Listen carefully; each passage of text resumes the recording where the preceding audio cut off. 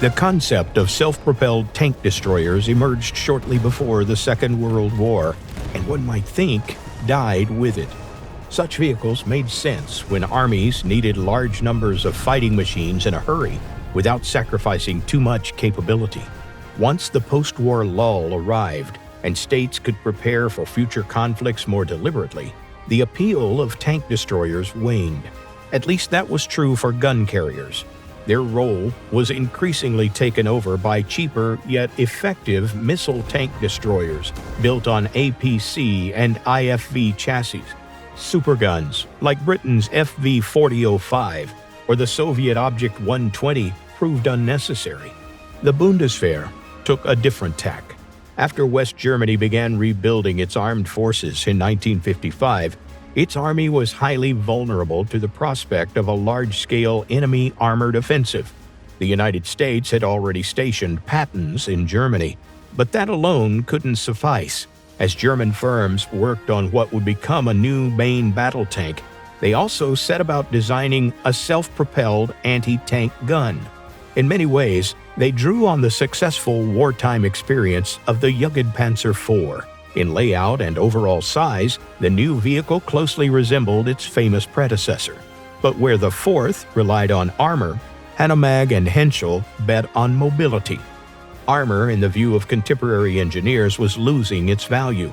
Among several competing tank projects, none offered protection that would have impressed even by late World War II standards.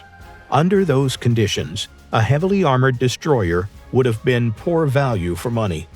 The first prototype was built on the HS-30 APC chassis.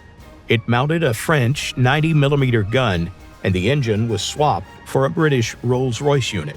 Trials left a mediocre impression.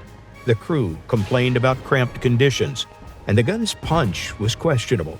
That concept was dropped, and the next attempt moved to a purpose-built German chassis.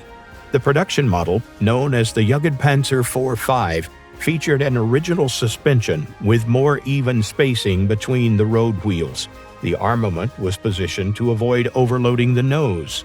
The vehicle received a new Rheinmetall gun. Effectively, the Patton's 90mm piece cut down to a 40 caliber barrel.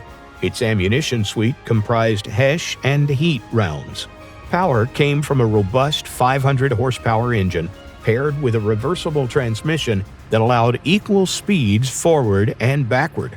The result was an ideal complement to the future Leopard MBT, a fast, inexpensive, hard-hitting vehicle, an exemplary tank destroyer. Despite a fairly substantial order from the Defense Ministry, the Jagdpanzer's active service career was short. The Soviet Army soon fielded tanks with composite armor that a 90mm gun could scarcely threaten. Many vehicles were converted into Jaguar missile tank destroyers, which remained in Bundeswehr service into the early 21st century. That conversion path had been baked into the design from the start, clear evidence that its creators had read the trend lines correctly.